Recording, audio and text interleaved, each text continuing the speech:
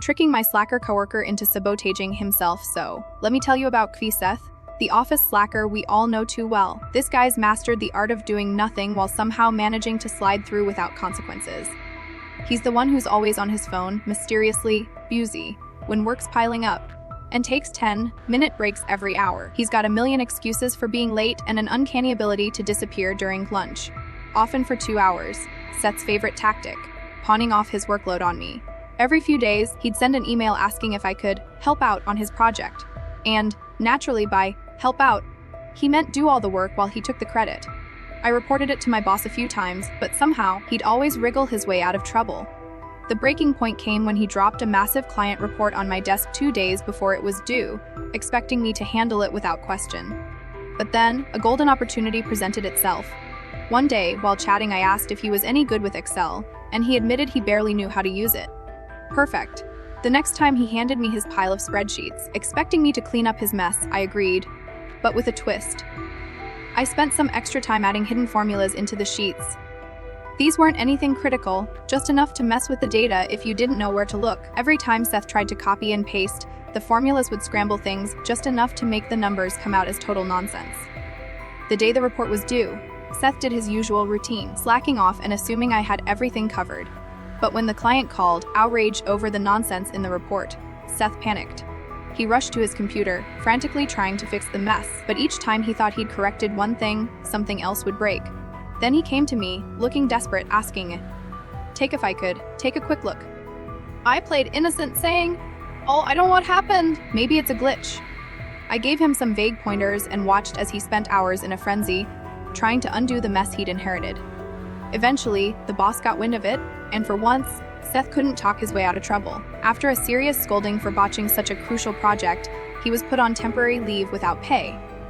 It turns out he might actually have to do his own work from now on. Stick me with hidden charges. I'll show you. This past Christmas, my wife and I ordered a Santa gift for our 9-year-old football rebounder from a well-known UK sports retail company that has branches here in Ireland. The rebounder is basically a bouncy net you can kick a ball at, and it'll send it back to you like a solo practice partner. We bought it on their Irish website, thinking all was fine. A few days later, we received a notice from a courier company with customs charges of almost $50. With all the holiday purchases for our kids, we couldn't think of anything that would incur extra fees, so we assumed it was a scam. But after a bit of digging, we figured out that it was indeed for the rebounder. They had shipped it from the UK to Ireland, adding unexpected customs fees we hadn't been warned about. For us, both living on disability, that extra $50 was a hard hit, especially during Christmas. I told my wife to pay it, but I'd deal with the retailer afterward. The first few calls I made were met with endless hold times and empty promises of a manager calling back. Days later, fed up, I called again and explained our consumer rights here in Ireland. We must be informed of any extra charges by the final checkout screen. The rep tried to help by offering a measly $20 gift voucher and reading a canned response about delivery duty and paid charges, without being able to show where this info was actually displayed. I demanded a manager call within 60 minutes or I'd post about it on LinkedIn, tagging every senior officer at the company. They didn't call back. So, the next day I posted everything. I detailed in charges, lack of response, the legal issue, and tagged every senior officer from the regional managers to the CEO. Within hours, the company tried to cover their tracks, taking the item off their website. But I wasn't done yet. I took screenshots of the hidden page, including cached versions, and updated my post to show how they were trying to make it disappear. By then, I could see my LinkedIn profile had been viewed by some incognito visitors. Guessing who that might be, I took screenshots of those too, adding them to my post with a bit of trolling for good measure. The next morning, I got a call from a senior executive in the UK. She was apologizing, asking what they could do to make this right. I explained that all I'd wanted initially was my T50 back, but now, after all the hassle, I wanted that T50 refunded, a full refund for the product, and to keep the item. She agreed. Within an hour, she followed through.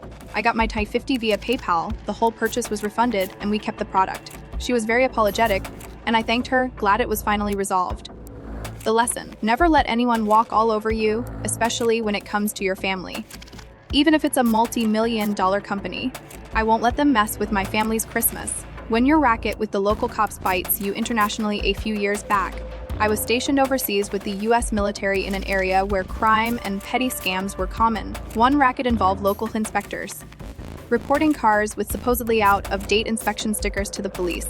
If your car got flagged, they'd jimmy open your door, take everything inside, and leave a note saying your stuff was at the station.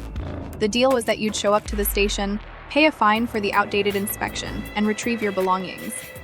In this area, they'd even peel off stickers from vehicles or label them fake, just to keep the racket going. One morning, I went out to my car to find it broken into. A note left on the seat saying my things were now at the police station. My inspection sticker wasn't expired, so this was a mystery. To make things worse, my wife, my kid, and I had all left our passports in the glove box because I was planning a trip to the base to handle some paperwork that day. So now, not only was I late for work, but my kid would be late for school as well, thanks to these inspectors.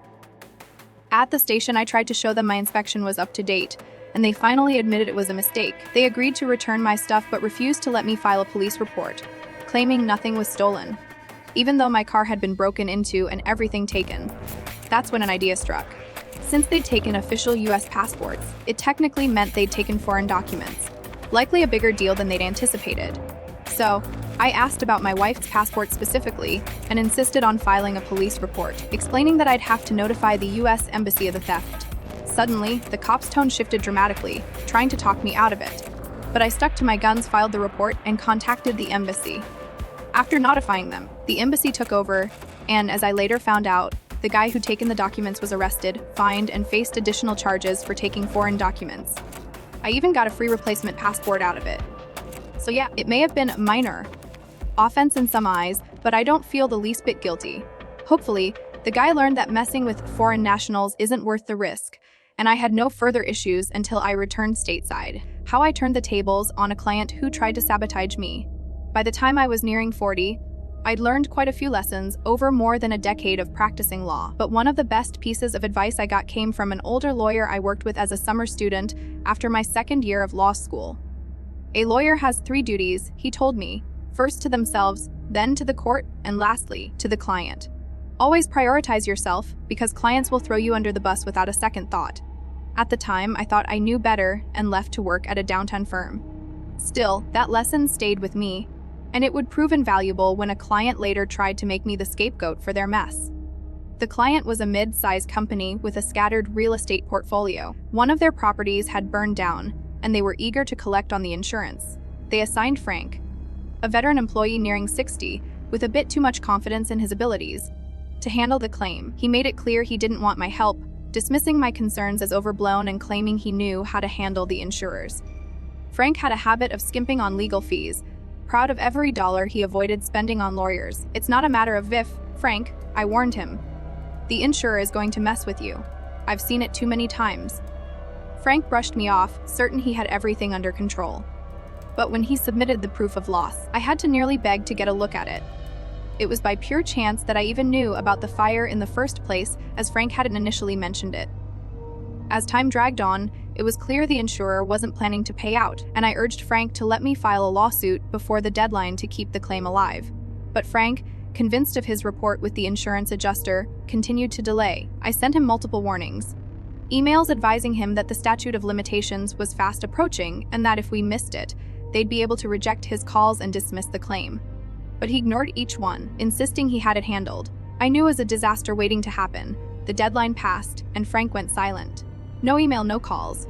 I assumed he must have worked something out. But a few months later, my phone rang. It was Frank. "Remember that fire insurance thing we talked about?" he asked, as if we hadn't discussed it a dozen times. I cut to the chase, assuming he wanted to gloat. "So, they finally paid out," I said. "Actually, I wanted to check if you had a copy of the claim." "What claim?" I replied. "The one you filed against the insurer," he said. I could tell something was wrong. So they didn't pay. Frank hung up abruptly, but moments later I got an email from him, claiming he had told me to file the lawsuit and asking if he could get a copy of it. Clearly, he was trying to cover himself, hoping I'd just quietly take the blame. I responded bluntly. "So, just like I warned, the insurer rejected your claim after the deadline passed, and now you're facing a huge loss. Is that it?" Then I copied his email to his boss and the company's in-house counsel, Bill. Bill called me right away. "Frank messed up big time," he said. The higher-ups had questioned Frank, but his story didn't add up, especially given the string of emails I'd sent. There was no way they believed him. Frank had only made himself look worse. "So that's it then?" Bill asked. Did we just lose millions on this? Well, I replied, I saw this coming, so I filed the lawsuit without instructions. It's a bit rough, but it's enough to keep the claim alive. Bill was both relieved and shocked. Suing without instructions can put a lawyer on the hook for legal costs if things go wrong, so it's rarely done, but I knew it was the only way to protect the client from themselves. Not long after, I heard that Frank had been called into a meeting. They handed him his termination letter, and security escorted him out, box of belongings in hand. He was out of a job, and at his age, it wouldn't be easy to find something similar. Now, I wasn't trying to ruin Frank's career, but when he tried to pin the blame on me, I had no reason to protect him. The company hired a new person to fill Frank's role, and thankfully, they had much more respect for professional advice. This whole saga became one of those stories I'd tell to younger lawyers over drinks. A reminder to always look out for yourself, because when the chips are down, some clients will absolutely throw you under the bus. Years ago, I had an ongoing issue with a lunch thief. After filing around 12 complaints to HR, reporting every few thefts as required, I was beyond frustrated. Nothing was being done, and I kept having to buy extra food. At my annual checkup, I vented to my doctor about the whole situation. He listened, and then he suddenly asked with a grin, "So you're constipated?" I was confused and replied, "No, why?" He handed me a prescription for an extremely potent laxative, with instructions to mix it with your meal for best results. In that moment, I knew exactly what I had to do. The next day, I made my usual sandwich with a little extra special sauce and left it in the fridge. As expected, the thief took the bait. About an hour after lunch, I went to HR and reported two things. One, my lunch had been stolen yet again, and two, my prescription medication was also missing. HR looked at me concerned. "So, the lunch thief struck again and your medication was in the bag." "Wes," I replied innocently. "I've been having some digestive issues, so my doctor prescribed a strong laxative and instructed me to mix it in with my midday meal." HR went pale. "Yo, what?" Keeping a straight face, I replied, "Wes, I mixed in a prescription-grade laxative, just as my doctor ordered."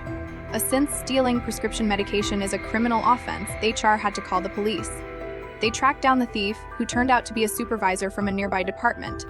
He was in complete misery, glued to the restroom, and furious. He accused me of poisoning him, to which I simply asked, "And at what point did you think my lunch was yours to take?" I added, "Plus, now I'm out of my medication, which I need for my condition." Realizing he was in deep trouble, he fell silent. After a messy legal process, he was slapped with fines and community service, and he quietly disappeared from the company. A high school friend of mine ended up taking over his position, and since then, I've enjoyed my lunches in peace.